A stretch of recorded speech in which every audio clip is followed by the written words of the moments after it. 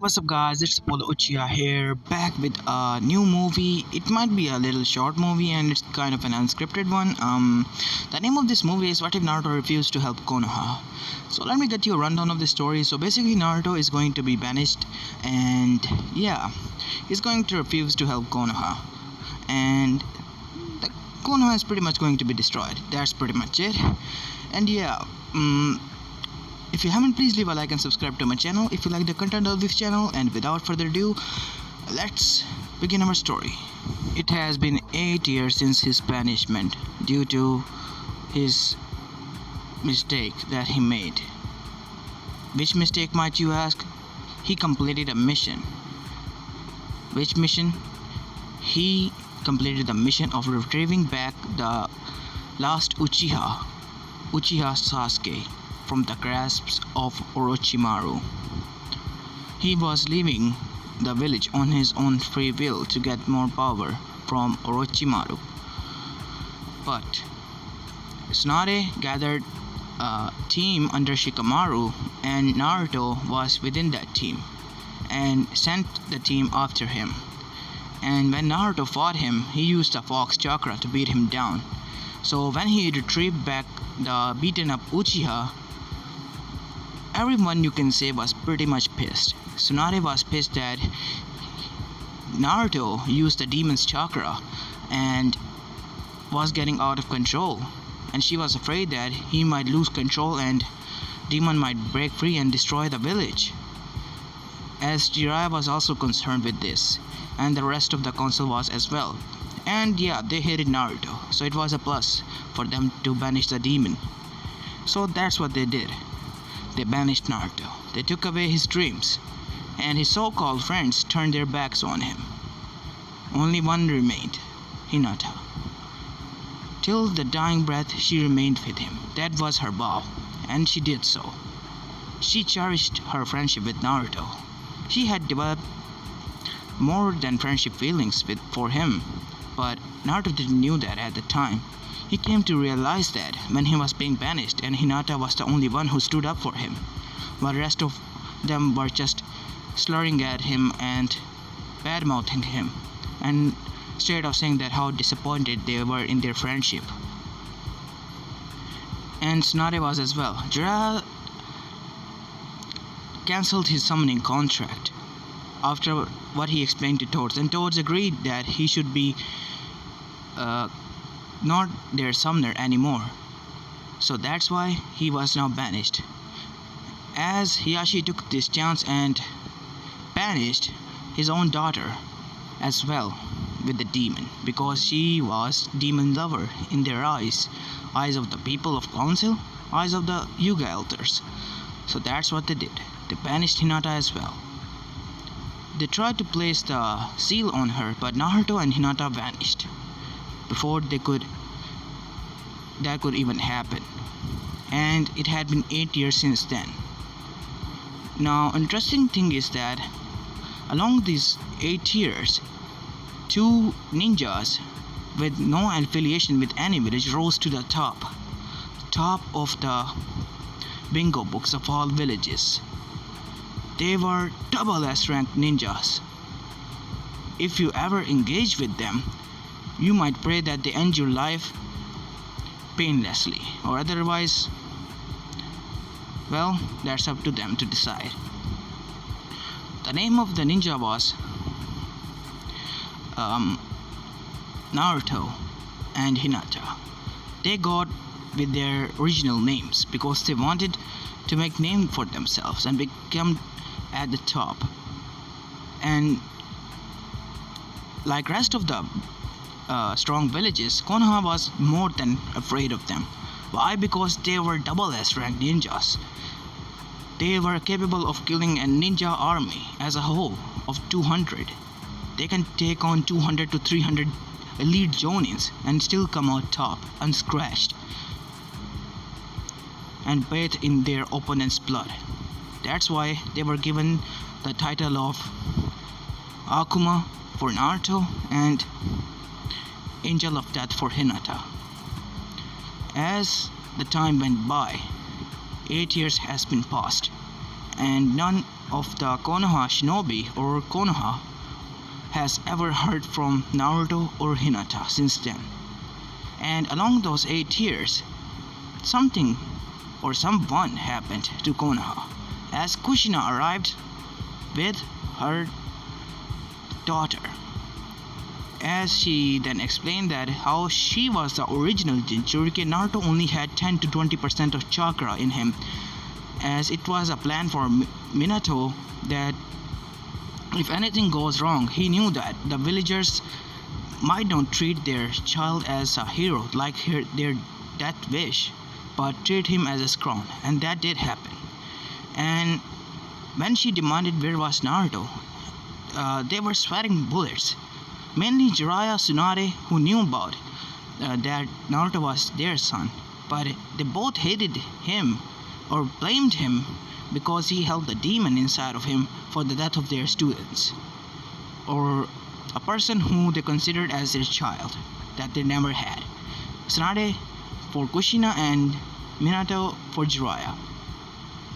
Well, when the civilian council got heard of this, they immediately demanded that Naruto be brought back as he was a double S rank ninja and put back into the ninja ranks and under CRA for Namikaze clan restoration and Uzumaki's as well. And Danzo was plotting that he should send his Anbu agents to fetch Naruto, if necessary use brutal force. Because he was a double S rank, he knew he had to send more than 200, at least 800. That will be enough, but that will be his more than half force. His force consisted of only 1200 shinobis, and sending 800 to that will mean if the 2 of them somehow manage to survive, they will be coming for his head. So he had to play this trick. He had to send all of his forces at them. It was a big gamble, but he was confident. He thought that he might overcome them. 1200 shinobis and elite at that, Anbu level, are a lot to handle. And they didn't have any emotions, no restraints. They were killing machines. They were more than enough to deal with them. That's what he thought, at least. And when Jiraiya broke the news to Kushina that how he was punished for using Fox Chakra, then Kushina explained that Minato only left the Fox Chakra, some of it, like 10 to 15% in Naruto, so that he might be able to survive. As you can see, I was the previous Jinchuriki when I was giving birth. Naruto and Narumi here were born weak. Why? Because the Fox tried to harm them when they were a fetus. But as they were born with weak body. So that had to be done. The Fox Chakra split in both of them, meaning Narumi was the Jinchuriki consisting of 80% of chakra alongside with the soul that resided in Kushina, and a little bit of chakra so that she could live, and 10 to 15% in Naruto so that he could survive as well.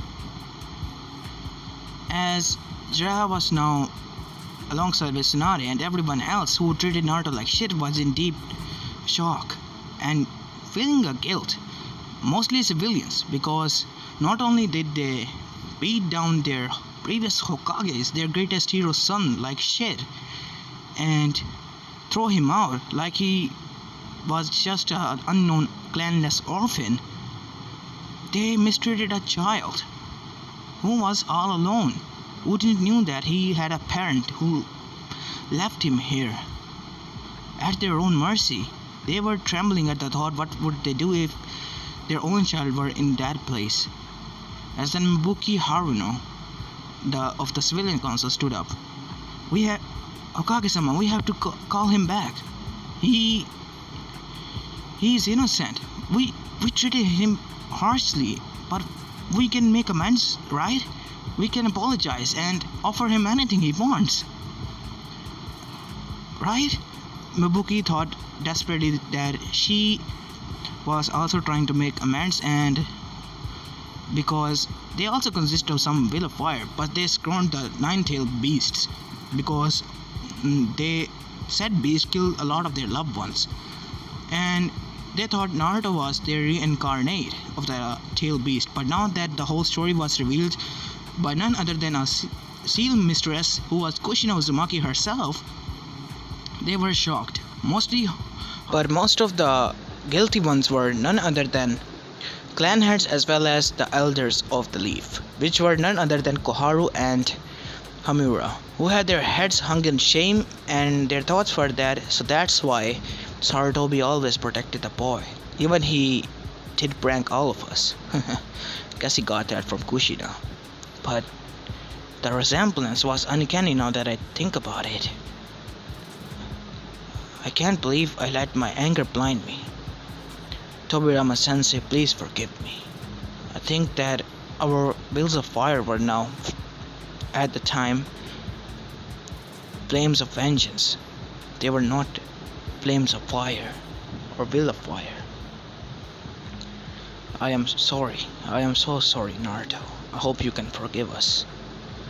And after this happened, a search party was assembled, and none other than Naruto's friends were there, or so-called friends were there, which consisted of Sakura Haruno, who was also feeling guilt right now, and Tenten, Neji, Hyuga, and Kiba Inuzaka, and who else? Joji, Akamichi, Shikamaru, Nara. These 6 were assembled so that they could go and search for Naruto and Hinata and brought them back. Yashi was also sad because after the banishment of his daughter, when he read the bingo book about that Hinata had reached the level of double S rank and named as Angel of Death, and mainly killing 200 to 300 shinobis in a single battle without a scratch, he was downright terrified. Because if his own daughter thought of getting revenge on them, all of them might die and may not stood a chance. Because she had developed the Juken, and her Byakugan has developed into a new dojutsu. And Hyuga knew that which dojutsu was that, and that was none other than the Tensegan. And now they were more than shitting themselves, mainly the elders, because Tensegan was more pure and lethal than the Sharingan or the Mangekyo Sharingan or the Byakugan. It was at the same par as the legendary dojutsu of the Rinnegan. And once the news broke out in the whole Hyuga clan, they were pretty much, you can say, shocked. Mainly Neji, because he still considered Hinata as a failure because she was too kind for her own good. But now when he read the bingo book, he was downright terrified. His cousin sister might even kill their own clan if she ever got pissed at them, and decided to take revenge on them for what they did in the previous years. Anyways, that was the reason why Neji was sent, so that he could convince Hinata to join back the Hyuga clan and be the leader of the Hyuga clan as well. But Hinata wasn't going to agree, nor was Naruto. Both of them had married a year ago and were living peacefully in none other than Uzushio Gakure. There was a little cottage there and a farm at the side of it. And near that farm was a river that flew past by the ruins of the village. Naruto and Hinata had gathered a lot of Uzumaki ruin scrolls and their money, and used it to cultivate their seeds and a lot of things. Naruto was now a Funjutsu master as well, alongside with Hinata, and Hinata had the 100 healing marks on her head, as Naruto had unlocked his Kake Genkai, surprisingly, which he had. And that Kake Genkai was none other than the gravity release. He could control gravity of anything he focuses on his powers. He could even destroy a whole army with his single push, or single shockwave from his gravity wave could pretty much blow up people like bombs. Think of it as if he released a huge wave at that on an army, people will blow up and there will be a bloodbath there. That is why people named Naruto as Akuma. But none of them knew of his new Kake Genkai, because None of them can see it or feel any chakra through it. It was just natural gravity control by his own hands and mind. He could crumble any mountains, buildings. You name it, he can do it. Naruto was originally a triple S rank ninja, and Hinata was a double S rank, but he also got double S rank because he never used his full potential. That is why. As both of them were enjoying their afternoon, basking in the sun in their garden, as both of them suddenly got tense as 6 kunais dropped in front of them. As Naruto vanished in a yellow flash and appeared behind a person with a kunai through his throat. Stop what you're doing, Shikamaru. Why are you here? Come on, everyone. I can sense you from a mile away. Everyone was shocked, and no one was more shocked than Shikamaru. He didn't see Naruto coming. One moment he was 10 feet away from him, and next thing he knew he had a kunai to his neck. Damn, he got fast, thought Shikamaru. Well, why are you here? Well, you see, Naruto, we are here to bring you back at the orders of Lady Hokage. I don't follow anyone's orders. Leave. Everyone was shocked at Naruto's attitude. This was not the Naruto they knew. What do you mean, Naruto? Sakura began. We are here to bring you back. The council realized their mistake, and we also want to make amends to you. Too late for that. Leave now. This is your last warning, Naruto said, releasing his ki. As everyone felt the pressure, it was more than enough to even thread the one till Shikaku. Everyone was sweating cold sweat. As Shikamaru then said, Naruto, please listen to us. Then Kiba jumped in. Too late for explaining. Time to beat this shithead down and drag him back. As then Hinata appeared and sent him blown away alongside with Akamaru with her gentle fist. Not on my watch, Kiba-san. You should put your filthy hands away from my hubby here, she said, causing Naruto to chuckle, at which Sakura got her eyes widened, alongside with the rest of them. You two got married? So what's wrong with that, if I did? Huh? Got any problem, Pinky? Said Hinata with a glare at Sakura, which she felt a shiver run down her spine, and said, No, it's just surprised a little bit, that's all. So, why are you here? Explain yourself, Naruto said in a commanding tone. Shikamaru sighed. Well, you see, Kumo, alongside with Kiri and Oto, are forming an alliance and charging straight towards Konoha to destroy it. Well, that's a good news, isn't it, honey? Yes, it is. Now, that will be good enough for them, because they will put this miserable village out of its misery and from its dream that it is the strongest village till today. They are not strong. They are corrupt. Corrupt beyond anything. There is no will of fire in that village. There is only will of corruption there. Now leave, pathetic excuse of ninjas. I am not going to tolerate anymore, or you will face the wrath of Akuma. And don't forget the Angel of Death, Hinata added as she activated her Tensegon, which sent shiver down many of them after seeing the dojutsu in real life. Hinata, please calm down, Lady Hinata. Please, your father requests that you please come back and become the clan head. Don't lump me with you Hyuga. I am not a Hyuga anymore. My full name is Hinata Uzumaki. Now I am going to say this for the last time. Leave. We do not need the likes of you here. As a tried to argue more, but Naruto put his hand forward and shot a gravity wave at them, sending them flying back 10 miles away from them. "Leave," he said in a roaring voice, and activated a barrier around his home so that none of them can get in.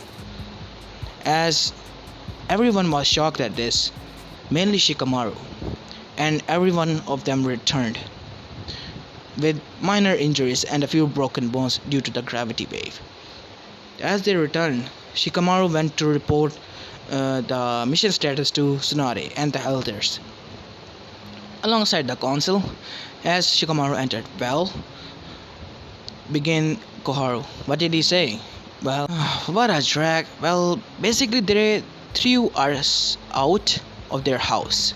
They didn't even listen to our reasons. When we told them that we needed them and we needed their help because our village was against 3 villages and with no allies, they basically told us that it's a good thing that this village will be put out of its misery for once and for all." After hearing his words, everyone was shocked because all of them knew that Naruto was pretty much an optimistic person regarding his village, that he might even give his life away if it ever came to Konoha's safety. But guess that has changed now. He was happy that this village was gone for once and for all from his life and from the life of others. So, did you discover anything new? Yes, Hinata has a new dojutsu. Everyone was shocked. "What do you mean?" began Danzo. "Well, you see, it was similar to that of a Byakugan, but it has linings that of electricity running in between her eyes. The Tensegan." Yuga Hiyashi began. "It's the Tensegan. It's a powerful dojutsu that could even rival that of the Rinnegan." When that was revealed, everyone was even now more shocked that Hinata possessed that. More than ever was Kurenai, who degraded her when she was being banished. Why? Because she sided with Naruto. She held her head down in shame. And what about Naruto? Kakashi began. Because he was also feeling guilty, as he treated his sensei's son like shit, and he wanted to make amends for that mistake with Naruto. He also had some weird power. You see, when he held his hand out to us, a wave hit us and sent us flying back 10 to 11 miles away from him. And it also caused some of our rib cage bones to crack. After this was revealed, Kushina stood up. "It can't be." "What can't be, Kushina?" began Tsunade. "It's the legendary bloodline limit of Uzumaki's, the gravity release." "Mind explaining us?" Danzo began, as everyone was also curious what kind of bloodline is that. "You see, it's a very dangerous bloodline. Only a true Uzumaki or a royal Uzumaki can unlock it. I know I am from a royal lineage. Maybe that's why Naruto unlocked it. What can it do?" "Well, it can pretty much single-handedly destroy an army if it wanted to. With the help of this bloodline, if the user wants, he can blow people up like a bomb, like an explosion tag. It can blow up people, and that can be applied to whole armies if the said person can control the Kekkei." Everyone was now even more shocked, and the civilian demanded that Naruto to become back and put back into the ninja ranks and help in the fight. As Danzo then said, "Alright, I think it's time for me to pull up my card." Danzo thought in his mind. As the meeting was adjourned, he called his loyal Anbo. "Gather every one of our forces and send them to Uzushio Gakure. The target is Naruto Uzumaki and Hinata Hyuga. You are to capture them. If they resist, kill them. Mainly Naruto Uzumaki, and bring back Hinata Hyuga's eyes after you kill her." "Yes, sir." And so Danzo sent his 1200 Anbus all at once to the said 2 persons who was resting in Uzushio Gakure. Well, that's what he thought. It has been 1 week since he sent them. Danzo was now getting afraid. More than that. It was another council meeting being held today regarding some other ninja being sent to them. Them by mean here is Naruto and Hinata, so that they could be brought back and help them in the war. But Danzo was sweating because none of his Anbu, even one of them, didn't come back for a week. Normally it would require 2 to 3 days, but it has been a week, meaning 7 days had been passed and none of them came back. As Danzo entered and the meeting was in order, suddenly in a yellow flash Naruto appeared. Everyone's eyes were widened and Naruto was looking pissed. Mind explaining this, Naruto said as he threw a scroll down in the ground. As the scroll opened and in it was 1200 heads. As it scattered in the large hall, everyone was downright terrified, mostly Danzo, who was now shitting his pants. All of his Anbu forces that he had gathered over the years just died like that from 2 shinobis. How strong were they? How strong was this bloodline and that Kakegenkai and that Jojutsu? He was more than afraid. For the safety of Konoha? No, for the safety of himself. As everyone was shocked, what do you mean, Naruto? As Naruto threw a mask that he had on his hip. Mind explaining me why you sent your Anbu to attack us? Do you want to cause war with us, even though you have 3 villages on your ass? Or do you want me to join them in your destruction? I'm not attacking you, and this is your final warning. I don't want nothing to do with you, you backstabber traitors.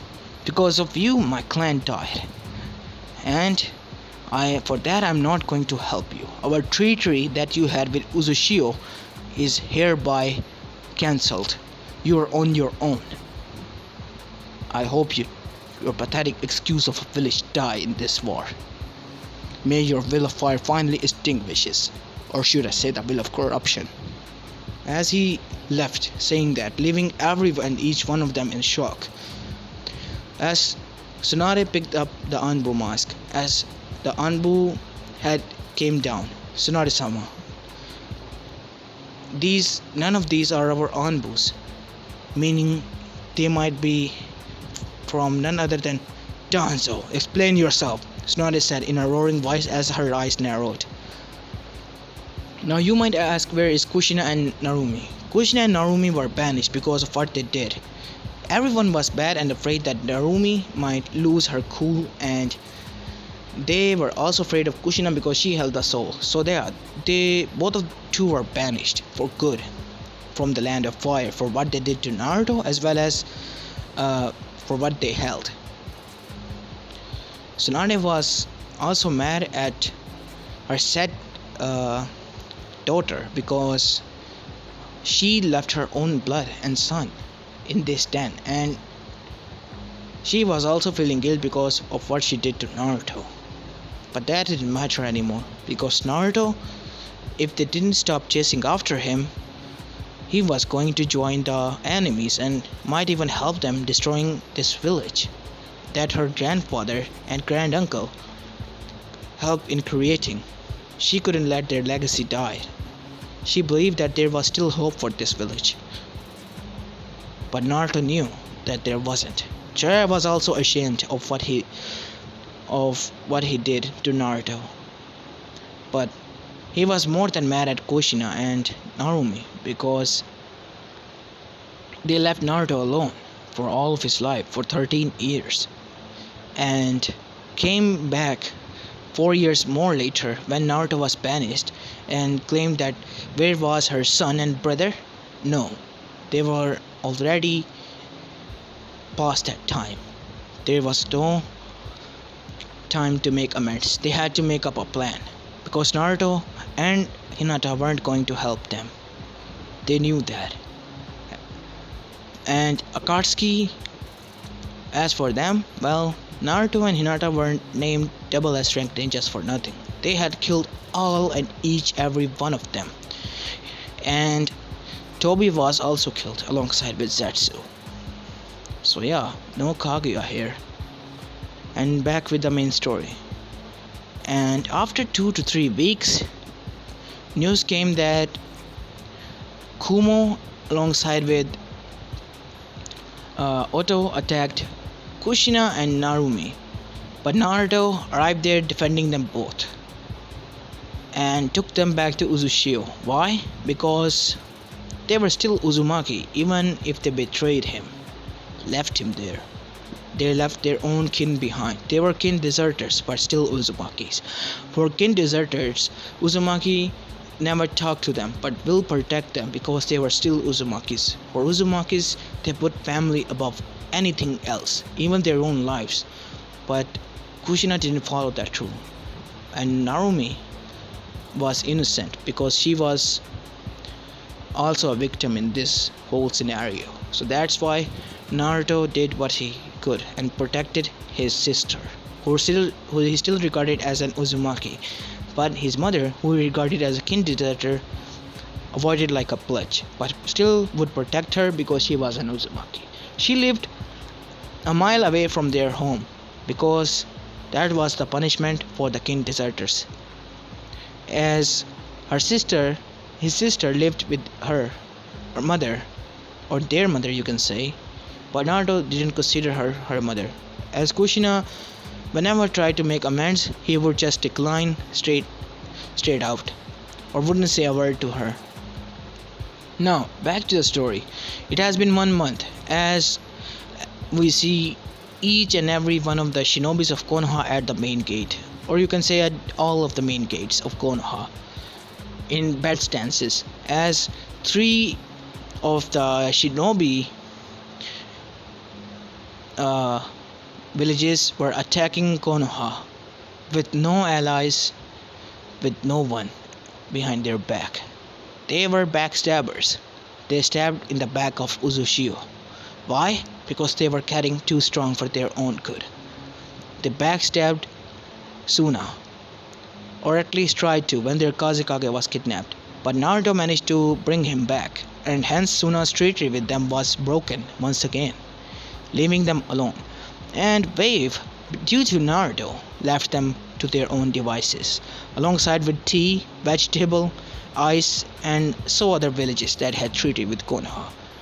Konoha was downright poor now, and couldn't even be considered as a one of 5 great nations, so it was also considered as a minor village now. But the 3 major villages were now attacking this minor village now, which was none other than Konoha. And what surprised and terrified the Konoha shinobi more was that they had their Jinchuriki in them, which was none other than the 8 tails Gobi and 2 tails Matatabe, as the 2 Bijos rampaged in the village, killing as many civilians as it can, and the shinobi battled, but in the end all of them died. Kakashi, Guy, each and every one of them fell. They did cause some damage to the enemies, but what damage could do a single person to a whole army of more than 8,000 shinobis? Nothing. That is why Konoha fell. It was left into nothing but a crater. And now we see that only Tsunade and Jiraiya were standing in the Hokage office. It could have gone differently if we didn't banish him, right? Tsunade said to Jiraiya, I don't know him, but I can tell for sure that this wouldn't have happened. Not like this. As both of them had their heads down in shame, as both of them were thinking, I'm so sorry, Naruto. As 2 of the tail beasts charged a Bijutama and sent it straight in the middle of the village, destroying it into nothingness, obliterating it. And after they were done, there was nothing left of the village, nothing but a deep crater, as there was like nothing there before. nothing, and hence the one of the most strongest village had fallen into nothing but a crater. And Naruto, he didn't give a shit. Why? Because they were the ones who stabbed his clan, and then him, and then his friend Gara. So why should he care about them? They got what they deserved. And as for Uzushio, people started to gather in there, and it started to flourish. And along the years, it became a well-known shinobi village. And after a few more years, it developed even further and became one of the great shinobi villages, even the greatest, even more far stronger than Kumo, far more scarier than Suna, far more ferocious than Iba. And it also crushed Otto as it tried to attack one of its civilians or kidnap one of its civilians. And Otto was liberated alongside with Orochimaru into nothingness. And the three Sanin had fallen like that.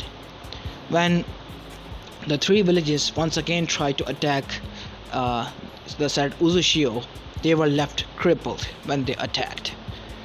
Almost all of their forces were liberated into nothingness with single attack from Naruto, Sasuke and Kai. People started to blow up like paper explosive tags, and all of their blood drained on their own people. They were scared shitless by this new power. 15,000 shinobis came, only 1,000 left.